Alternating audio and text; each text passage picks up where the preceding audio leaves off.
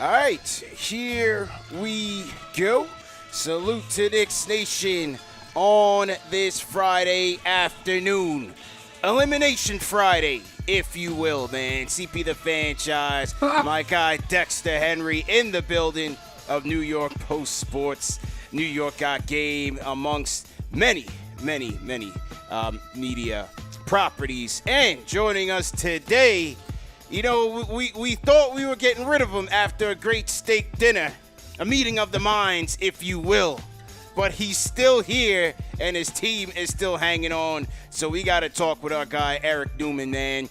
NBA filmmaker, NBA content creator, co-host of B-Ball Radio with Bobito Garcia. Our guy, Eric Newman, is in the building, man. On today's show, we are going to preview Game 6, give you our keys to victory, and set this thing off on the right foot, man. So lock in, hit the like button, hit the share button, and subscribe to the channel. Let's go. All right, man. Oh, man. This guy's got all green on. You know, I thought the other day was going to be the last we saw of him, Dex, until, like, the off season. You know, we had a nice meeting of the minds, a nice lunch at Keen's Steakhouse. I thought it was going to be sayonara, goodbye, good luck to you. You know, he's like, I'm going to Game 4, I'm going to Game 5, and I thought that was going to be it. But here we are. I thought that was going to be it too, man. But Eric is still here. We still have to look at this green for a little bit longer. But you know, I feel like tonight is going to be the last of it. Tonight, Eric, we got to say goodbye. You know what I mean? Yeah. And let's hope this is the last of it, because Eric, we love you, but we don't want to see you anymore. I love you too, and I can't wait to see you on Monday. I think you're underestimating, and this is the problem. And listen, this Knicks Celtics thing is so much fun, and we've wanted this for a long time, and it in our lifetimes it just hasn't happened enough, right? Yeah. I think you guys are underestimating what Celtic pride means. I think you're underestimating the wounded bear analogy. And I think you're underestimating that this team still has something left to prove here, especially with what happened to Jason Tatum. Now, I would be feeling a whole lot more confident if Kristaps Porzingis could breathe out there on the floor. But with the way the team played the other night, the spirit in the building was electric. Credit Knicks fans for showing up big time in Boston. How were we looking? Were we deep out there? Oh, it was. Yeah, I mean, I think a lot of Celtics fans were like, "All right, this is over without Tatum." Tickets became available. It's an easy drive up. It's an easy Amtrak up. If you're a Delta guy, it's an easy flight from LaGuardia. Yeah. The spirit in the building was great. The first half, at halftime, I'm like, okay, we're here. Like, this is going to be a terrific game. I did not expect to blow the doors off the Knicks in the second half, but the defense was great. The ball movement was great. We're not going to have the Tatum ball stopper takes too many shots conversation today. That doesn't make sense. We can talk about the future of both franchises after the season is over, but they showed a lot of pride, and Jaylen Brown stepped up in a big way and had one of his great all-around games for the Celtics. Derek White was on fire. And we could talk about Luke Cornett in a moment, but it was a big time performance to keep the season alive. Showed a lot of pride, showed a lot of guts. Yeah. And you know, tonight is house money, and all the pressure tonight, as you know, as we were joking about on text, all the pressure now is on your side of the street. Yeah. Well, you know, from my perspective, man, it wasn't overconfidence for me, man. I've been preaching one game at a time, even after the Game 4 victory. But what you said is spot on, in that you could even make the case that this Celtics team is even more dangerous. Not necessarily better, but dangerous without Tatum, in that obviously when you're down one star, the ball is going to move more. You're not going to get into more isolation sets, which, look, with him can be great, can be fantastic. But with the Celtics, a high-octane three-point offense can be sometimes even more dangerous against a Knicks team that does not execute to championship standards, in my opinion, on the defensive side, especially when you're talking about Brunson, you're talking about Towns, Josh Hart, you know, several miscommunication issues there. And I think that was a big part of the issue, man. Big part of the issue, Dex. Your thoughts?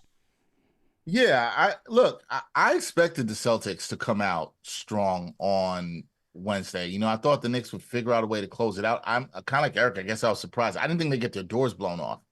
I did think the Celtics was going to come out with fight. I think they were going to show some of that Celtic pride that Eric talked about. But I think the Knicks, what I feel tonight is I think the Knicks know this is an opportunity for them, a major opportunity. They don't want any parts of a Game 7. The fan base does not want any parts of a Game 7. The only person that wants parts of a Game 7 is Eric, and the rest of the rest of the people out here rooting for the the Celtics. So, but I think the Knicks know, and I think what this comes down for me tonight is I think the Celtics will fight again. I think they will. I do not think they're going to roll over here. I have too much respect for the team and how many good two-way players they have. But I do think I'm trusting Jalen Brunson again on this. This is my thing that I trust all the time. I think Jalen Brunson is a fantastic leader. I think he's going to have these guys ready. The two guys I'm very confident are going to show up tonight are Jalen Brunson and Josh Hart. Now, will others show up? We don't know. CP, you've been talking since the start of this series. Cat needs to show up. Man, if somebody needed a big Game 6, it is Karl-Anthony Towns. Yeah. He needs to show up finally. Because, Eric, I think you will agree with me. If Cat shows up and he's cooking your boys in the post, hitting some threes from outside, I think you might know the Celtics might be in for a long night. But if he does not, and Luke Cornett is out here looking like Dikembe Mutombo, well, it could be problems for the Knicks too. I think the Knicks will get this done. I just don't think this is going to be easy. I know Knicks fans have been waiting for an easy win throughout the playoffs. They have not got one at all whatsoever. But you got to respect the Celtics team. But maybe I'm being wishful here. I have to take a trip up to Boston in a couple of days. I don't want to be around Eric's people for a Game 7. I don't want to be around that energy at all whatsoever. I'm just trying to focus on getting back to New York for a Game 1. I think the Knicks get the job done tonight. Well, let me say this real quick, and Dex, you hit it on the head, right? Like, the Celtics are showing up tonight. They're the defending champions, and you look at recent history and what it takes to knock off a defending champion. It either takes an injury happening or a crazy performance that sends them home. And I'm not saying the Knicks need a crazy performance, but the Knicks need to play a really good game tonight, because the last thing that's going to happen tonight is the Celtics no-show effort-wise. So the things that I was really encouraged by the other night without Tatum was not just ball movement, but player movement, more cutting, more activity off the basketball. Tatum is the engine with the basketball. He makes the defense collapse. They play out of that. Without him, they had to play a completely different offensive game, and it worked really well. Very encouraged by Drew Holiday's performance. He looked a bit like last year's playoff Drew Holiday, who was key for them on the way to the championship. Having Sam Hauser back just as a threat on the floor opened up more space for Jaylen Brown, opened up more space for Derek White. And then, when Luke Cornett is catching lobs, throwing it down with two hands, reverse style, good things are happening out there. And I'll say this, and let's say this about Luke, right? Luke was a borderline, can he stay in the league? Yeah. To now, he started here. He started here. And he's arguably a top 5 backup center in the league and makes an impact and knows his role, has worked on his body, has worked on his athleticism, and knows exactly what the job is that he has to do out there. So he can play against Towns in the post. Obviously, if he's got to come out to the 3-point line, that's a little bit tougher, but he uses his 7'3" or 7'2", whatever it is, height and wingspan very, very well. Al Horford needs to play another really good basketball game tonight on both ends. But you hit it on the head with Cat, because Brunson is such a concern. Bridges, obviously, the Celtics figured him out a bit the other night. I think they held him to 3 of 14 from the floor. Yeah, it wasn't he good. couldn't get to his spots the same way, and the Celtics also didn't let him take advantage of that height advantage he has over Derek White. But Cat is absolutely key tonight. And listen, I love Josh Hart. I was explaining to Celtics fans the other night who were sitting behind me and may have been overserved. They're screaming at Josh Hart, and I'm like, you realize he's the Knicks' Marcus Smart, right? Like, we'd love to have Josh Hart on the team.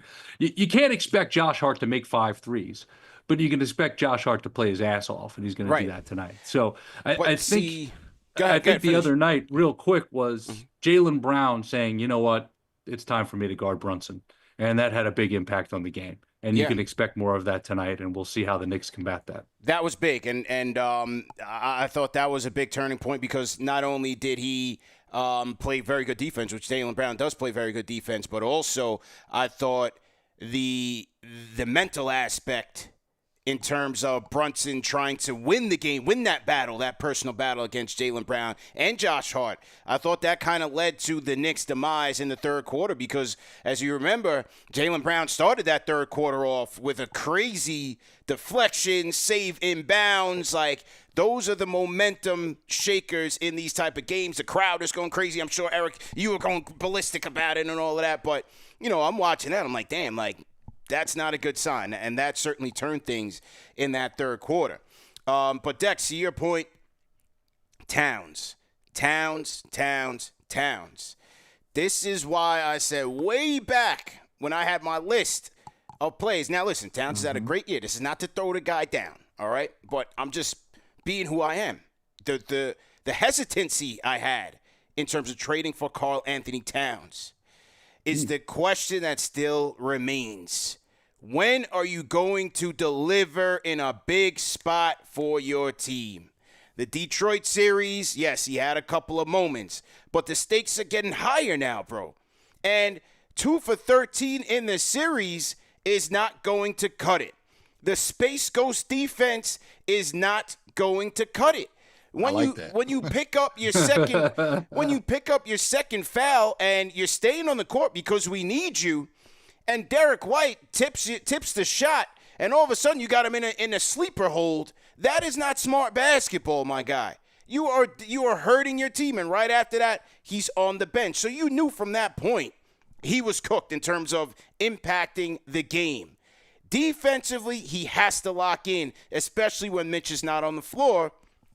But offensively, he's got to find his room to dominate in these matchups and dominate in the series. He's just not there right now, man.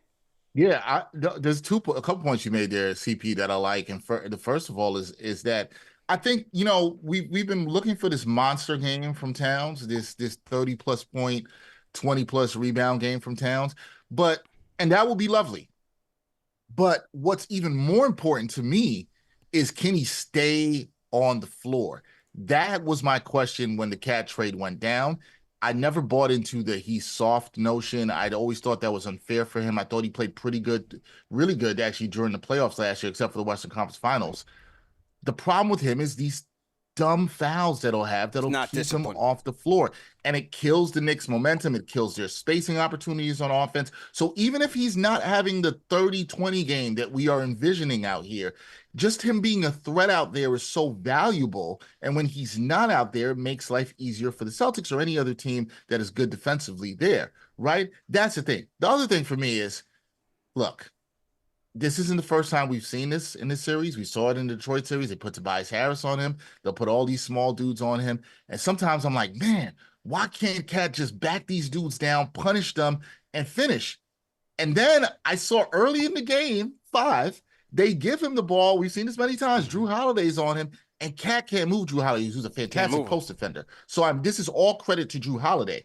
But they can't move him. And I understand sometimes why the guys don't give him the ball in the post, because you don't do anything with it. And again, this is me crediting Drew Holiday.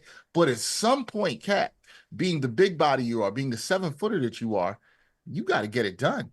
You got to force these smaller dudes to feel it, to punish them in that way. And he just hasn't done that. And I don't know if it's going to happen this season. It's probably not. He probably has to work. That's something I'd like to see him work on in the offseason, because he has the talent to do it. But then what ends up happening, CP, is when you combine the foul trouble with the fact he doesn't establish himself in the post, he'll then get the ball on the perimeter. He's trying to be aggressive, which I see, but then what does that happen? What happens? Turnovers. And then that further kills the Knicks, right?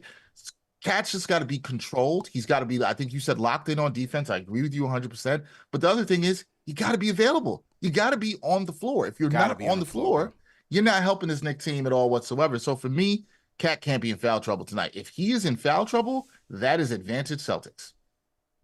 Dex, great points on Holiday. He is one of the elite guards in the league who can guard guys a lot bigger than him, especially on the post. We've seen this in the past. If the Celtics can can make that happen tonight a bunch. I think it's going to help. Listen, the Knicks are at their best when 5 guys are in double figures and Brunson doesn't have to carry the load. And, you guys know this, like trying to rely on Cat for a 30-20 game and a closeout game against the champs with or without JT on the floor. That's not a recipe for success. That's blind hope. Defensively, my question for you guys, okay? The Celtics are obviously hunting Brunson at every opportunity. Yeah.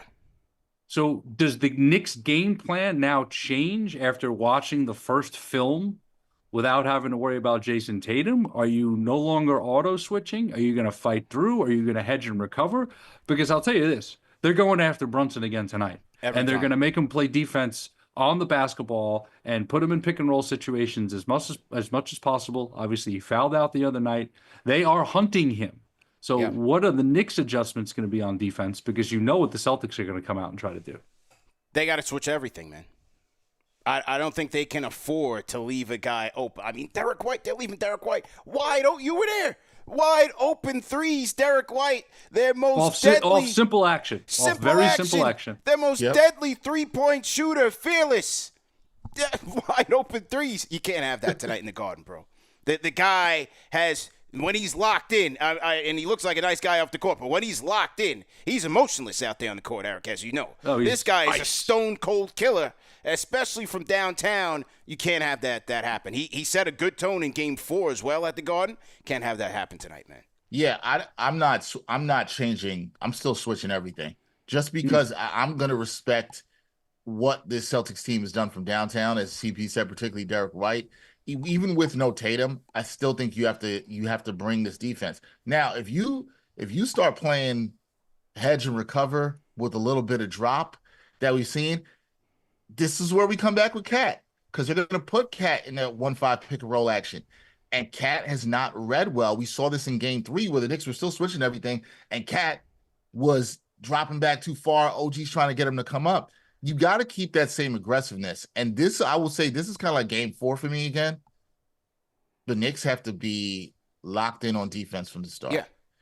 They have to get off to a good start. It is imperative they get off to a good start tonight and keep the crowd in it, give them a reason to cheer. Even if you're down to the Celtics, like in Game 4, it can't get plus 15. It's crazy. The Knicks have been down at least 14 points in every game in the series. And I know the Knicks fans, I'm sure in the chat, are just saying, for once, can they a wire-to-wire win? Not even a blowout. A wire-to-wire win will be nice. They will take that. It's important that they get out to a good start. But so, Eric, no, I wouldn't change anything. Brunson is going to be tested. You are 100% right. It would be foolish of Joe Mazzulla and company to not do that. You have to test him and put him in the pressure cooker. The thing I'll say about Brunson, though, is Brunson's effort in getting over screens has been really good in this series, and I've actually really liked that. The question is, like I said, when you have Cat on the backside, is he going to help the way he needs to? Is he going to switch automatically the way he needs to? And is he going to hold his own then on that switch? That's really the question. Brunson, I also think, has to be, and I think he will be, aggressive from the start. Yeah. Offensively, he had a 9-point first quarter, in Game 4. I think somewhat of a similar style of quarter offensively is going to help him. But yeah, if I'm the Knicks, you got to stay with what's got you here. Switching defense has been a huge adjustment by Tibbs that he deserves a ton of credit for in the series, and I think he's got to stick with that. Yeah, no question about it, man. I thought Cat was a little over-aggressive, especially when he picked up 5 fouls in the third quarter. Like, you got to know what you're up against in terms of how the refs are going to call things. The Brown foul was his fault. The one where he's chasing down Derek White when they're in transition, that was way too aggressive. Again, I thought mentally he just was a little sped up in this game, whether he was flustered with the Brown situation or just overall Celtics aggression. I thought Cap got a little sped up there. So he's got to also play under control. But in terms of changes, man, like I just pulled up these lineups.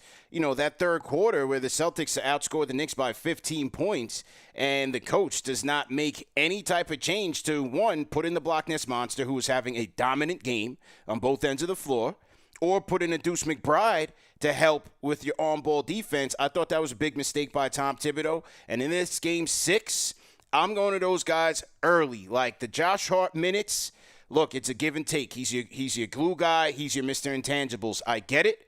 But, number one, he impacts the spacing, especially when it comes to getting Towns the ball. Number two, you got to get Deuce out there to get a better three-point shooter out there. And number three, Mitchell Robinson's ability to defend and force the Celtics to body him up on the rebounds can also help the Knicks defensively. These are the things that, like, Tibbs has to be quick with making those changes, or else you're going to keep Boston in a good rhythm. See, that's a good point, because I thought he did such a good job in game 4 of sticking with Deuce and Mitch down the stretch. And I was talking, shout out to JD. I was texting with JD last night about this. We were talking about this, and we were talking about Tibbs not making adjustment in the third quarter. And the point I was saying to him, I was like, well, when do you think he should have done it? Like, and we were very clear. We both agreed that did not lose the Knicks the game. That's not the reason the Knicks lost the game. I don't think they lost the game because of coaching. But we did think when you get down 10 and the Celtics got up 10 and took a timeout, that might have been my time. At least that was there for me. Like, okay, here's where you make a switch something up. You know how they've had to adjust, they being the Celtics, to Mitchell Robinson, force the Celtics to try to do something, maybe force Joe Mazzulla's hand, see what he will do. Thibodeau didn't do any of that. And I think that's a situation, particularly CP, and in a game where an elimination game where you'd like to see that decision made a little bit quicker. I'm rocking with you guys, but identify the situation before the game gets out of hand. As we know, the game got out of hand. I think that's a fair criticism of Tibbs, who I actually think has coached a really good series here. But I think that is a fair criticism, that he could have went a little earlier, maybe when it got down 10, to try to keep the game in. But sometimes he's a little too loyal to his guys. I agree with you that Josh Hart's a guy you have to watch his minutes. I love Josh Hart. Anybody knows me. I've praised him on the show. I love what he brings to the Knicks team. But if you can get some more spacing out there with Deuce, who's defended really well in this series too, besides shooting the ball well. Yeah. I think you have to look at that and be able to make those adjustments. And look, the last thing I'll say to that point, CP, is if you ain't going to do it tonight, when are you going to do it? Right. Right. Again, I'm sure everyone agrees. Only person that wants a game 7 here is Eric and the rest of the people wearing green. Yeah. Nobody else is trying to see a game 7, and that's how you got to approach it. Well, listen, man, I took the temperature of Knicks Nation to this morning, and I don't really want to admit this in front of company here, but hey, you got a lot of nervous fans out here, man. You got a lot of nervous Nellies out here for this game. As you should be. Yeah. As you should be. Yeah. You're still playing the defending champs. You're still playing the Boston Celtics. You're still playing a team that's hearing all the noise. Question for you guys. Talking about Cat. Cat at his best last year in Minnesota. He's on the floor with Rudy Gobert. They beat the Denver Nuggets in 7 games. Yes, they lost the conference finals to Dallas. Cat comes to New York. Mitch isn't back till late in the season. Do you like Cat and Mitch together on the floor? Yes. Okay. So do you think you'll see more? Do you want to see more of that tonight? If you guys are running with Cornette and Horford, if let's say Kristaps isn't starting tonight, I haven't seen anything. I'm not sure if you have. I mean, it's blind faith. We can get anything from Kristaps tonight, right? But as far forget matching up with whatever the Celtics put out there. But do you like your double big Cat and Mitch and how everyone fits around it? Because I don't think Cat's soft. I think sometimes Cat's decision making isn't great, but all the pressure can't be on Cat to be low post threat, to be the only interior defender, and to also play his game. Like that's a lot. Yeah, and that's why last year with Gobert, he knew he had that anchor with him. That's why Anthony Davis, when he's at his best, he's got a 5 next to him. That's right. That's right. We're talking about, yes, the modern NBA, everything is downsized. You're moving guys who used to be 4s to 5s to keep the floor open up. But that doesn't necessarily mean you're playing to that player's strength all the time. True. So that's why I was asking the question, because there's some real chess moves tonight, right? Who's going to start the game on Brunson? Are the Celtics going to go back to putting Derek White on Bridges, where as good as Derek White is, Bridges has that height and length advantage, and when he gets to that spot off either elbow and he's going middle and he sets up that fadeaway, that's a nightmare for the Celtics, especially at MSG, and he gets the crowd going. Yeah. And then obviously, where is OG? What has happened to OG in this series? Because he's gotten very quiet. Yeah, no question about it, man. Salute to everybody in the chat once again. Hit the like button, hit the share button, subscribe to the channel. We got our great panel here, man, talking about Game 6 keys to victory. A couple of quick announcements before we conclude today's show, man. The KFTV Watch experience. Get your tickets at kftvwatch.com or knicksfantv.com. We will be at Slate NY, which is 54 West 21st Street. So make sure you guys get your tickets. Tables are going. If you guys want seated tables, those are going, especially the tables for two. I think we are sold out of those. But for those of you that want to get there early, happy hour starts at 6 o'clock. There will be standing tables available, first come, first serve basis. So make sure that you guys are getting out there. Now, if you guys are trying to get to the Garden, I'm hearing the cheapest seats are like $600, $700 just to get in, and it's going all the way up to like 15 grand. So if you want to test your luck there and get into the building, use our code at SeatGeek, man. We can help you guys out with a little bit of relief. If you use KFTV10 at SeatGeek, you can get 10% off your order. Or if you haven't used our code KFTV, which we gave you guys earlier this year, you can get $20 off your order. So just a little bit of relief there to get you a long way, man. Get you a little, a glizzy or something, a hamburger, something at the Garden. Get you a little daily burger. Those are pretty good. Eric, I don't know if you had one of those when you went to the Garden at Game 4, but the daily burgers are pretty good, man. They're pretty good. I did not. I was sufficiently full from my my afternoon meal with you two fine gentlemen. Yeah, that is correct, man. The porterhouse was slamming. The crab cakes were off the chain. That was a good recommendation, man. Shout out to Keen's. I hadn't been there in a couple of years. And OG Keen's. OG. Can't go wrong. OG Keen's. Can't go wrong. Everything was great about that day. Yeah. Until it was 111-104 and there was a loose ball in the fourth quarter. That's right. I sat in front of the Celtics team hotel. Okay. With a friend of mine who, let's just say, is a sibling of one of the players. Yes. And we sat there contemplating life and the universe until 2 o'clock in the morning. We went to the corner. We got slices around 1. Yeah. It was a rough night. Rough moment. Obviously, prayers up for JT. Yeah. The surgery went well. And, again, we'll have plenty of time to talk about where these teams are going in the future in the offseason. But obviously a lot will be up in the air when and if the Celtics season ends anytime soon. But again, a lot of pride, some of their parts, and Jaylen Brown once again showing he's a heck of a leader. And I think tonight's going to be a great game. I would be shocked if tonight is not a great game. And kudos for you guys for everything you're doing with Knicks Nation. That's an exciting time. As upset as I was walking out of Game 4 afterward, that was quite a scene. 31st Street, the VIP exit, with Amare walking out and the fans all there waiting and a bunch of other people walking out.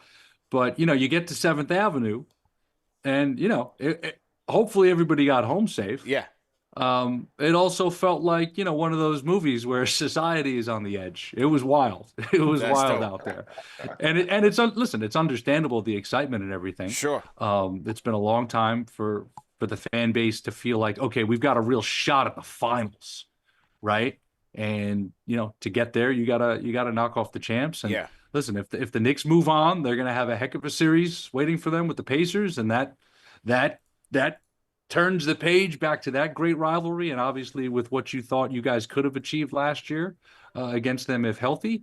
But the task at hand tonight, it's a tall task for the Celtics. It's a tall task for the Knicks. It's going to be a great NBA playoff game tonight, and someone's making history tonight either way. Yes, sir. Dex, final thoughts from you, man. Final thoughts is, look, I think Eric hit some stuff on the head too. I think it's going to be a great atmosphere at the Garden. I feel like we've been pushing all series. This is the biggest game at MSG. This is the Knicks' biggest playoff game. Well, now this has moved on. It was Game 4. Now it's Game 6. If the Knicks win this tonight, their place is going to explode. 7th Avenue is going to be crazy. Be safe out there, y'all. But it's going to be crazy. Look, I don't want to put more pressure on the team or the fan base than needs to be, but the Knicks have to approach this like a Game 7. That's to me how you have to approach this. I'm confident in the leadership on this team that this will be talked about and the requisite energy will be brought. But I'm also confident that the Celtics are, every game now is a game 7 for them. So they've been living in game 7 mode, right? Yeah. For now, the last game. And so you have to try to match that energy and to slay the champs. I know they're without Jason Tatum, but to slay the champs is not going to be easy. You're going to have to do it. And you have to want this, and you got to take this at home, and you have to give your fans a reason to show up. But we're going to learn a lot. I think we were going to learn a lot, CP. You and I talked about this, what the Knicks were made of against the Celtics team, win or lose in this series. They've shown a lot of good things, particularly in game 4 when they needed to step up. And now they got to do it one more time. The hardest thing to do in sports is close the team out. Hardest thing to do. It is not easy to do, especially against a team with the experience that the Celtics have. But guys have to step up. And I think who steps up and how they step up tonight is going to tell you a lot about this Knicks team. Or if they don't, I don't know, man. Eric is going to be too happy for me to talk to him. I'll just put it like that. Well, listen. Yeah. Joe Mazzulla and the team sitting in the dark last night, either thinking about the movie The Town or actually watching it. They're ready to go to war tonight on the floor. That's it. And Dex, like, no shade, right? But big moments for guys on the Knicks. Like, legacy moments. We know what the DNA is on the green and white side because we've seen this team go through these battles. And Brad Stevens said it best after the championship last year. I'd rather have my guts ripped out over and over again on the way to the top of the mountain than never to be in competition to get there. So this is one of these moments. This is one of these legacy-defining moments for Cat, for Brunson, for the rest of the guys on the Knicks, and obviously for the Celtics, trying to keep this thing going, embracing the underdog role. And now I can't believe I got to wait so long for tip-off. I'm ready to go now. Let's go. Which one last thing to say? Yeah. This is why, if you're a fan, and I know some of the fans on the Knicks side are nervous about this, but man, I want Knicks fans to take this in. Think back to when you couldn't even be nervous, to what Eric just said. Yep. You want these days. You want these meaningful game 6 where you got that pit in your stomach. You don't know what's going to happen, but you have a chance for something great to happen.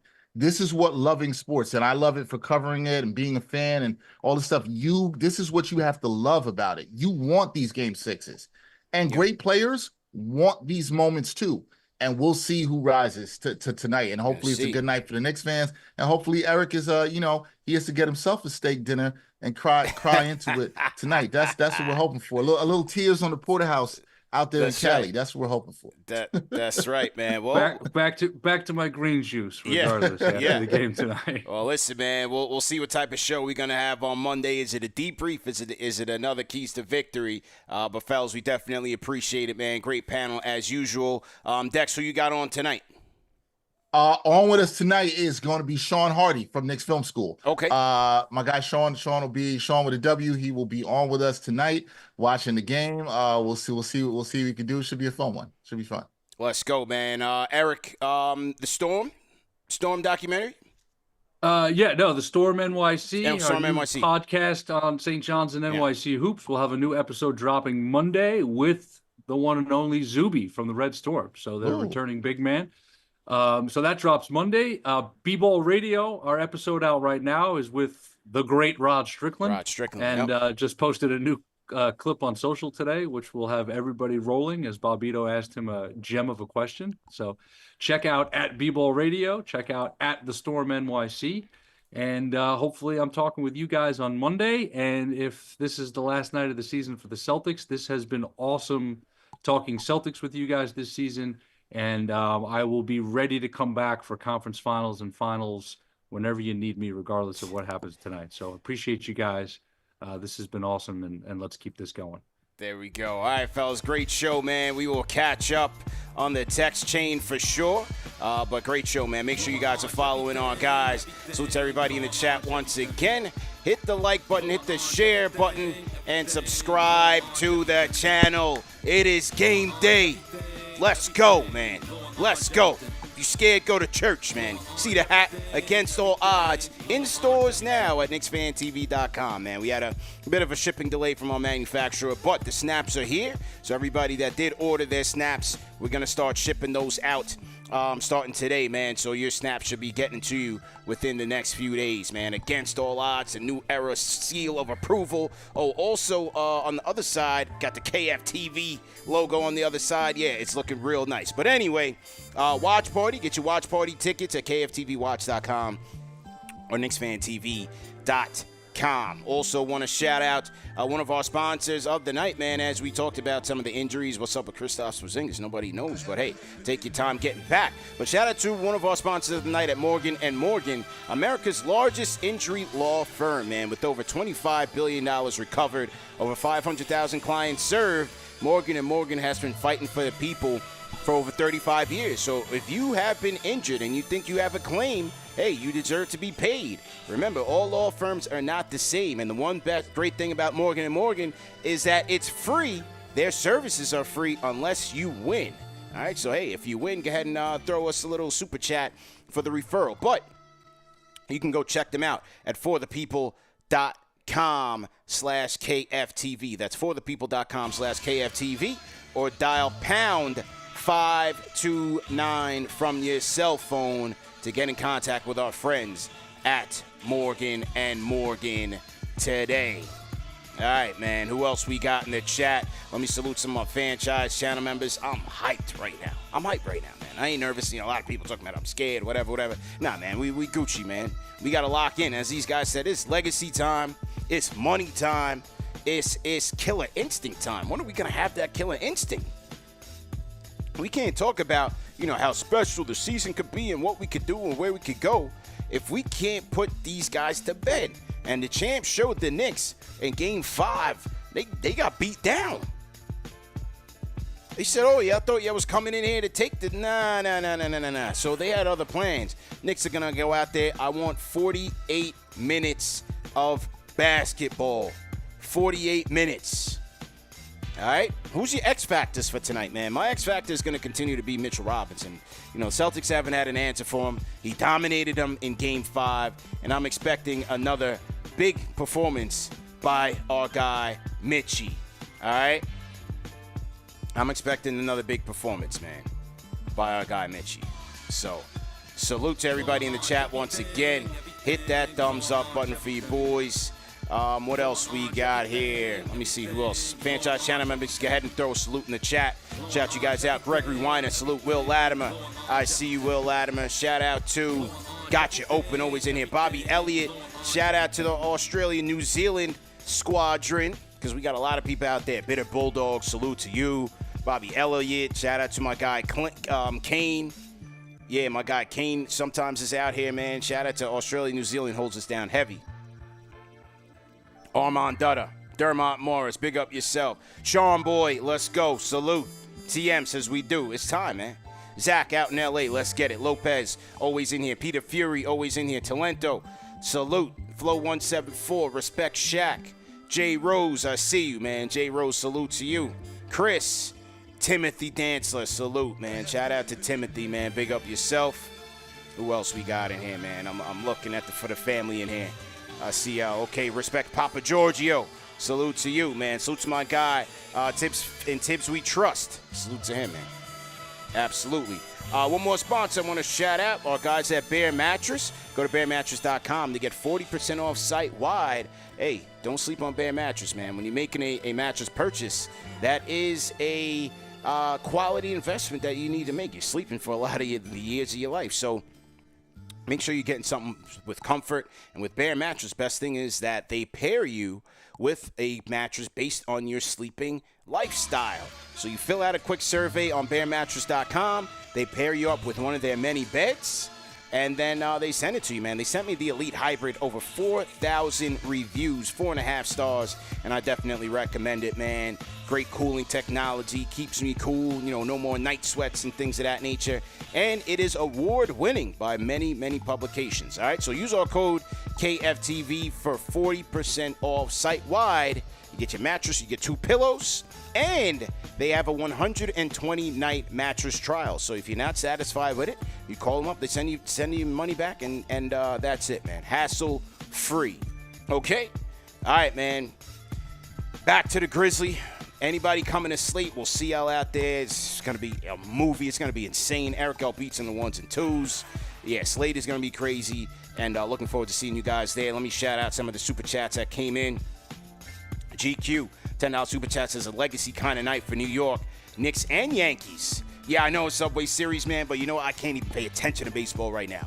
I'm locked in on the orange and blue against all odds. I am locked in on money time for the New York Knicks. Then I'll get to the baseball. I'll catch the highlights or something. I'm locked in on Game 6. Shout out to Mike C. Welcome to the Franchise channel members, all right? Salute to you guys. We'll see you guys tonight. Play-by-play with CK2K. Post-game live with JD and Alex, and then I'll be there to follow, lock in on the #1 show for the fans, by the fans, man. Thanks again for tuning in. Thanks again for your support, and we'll see you guys later, man. Peace.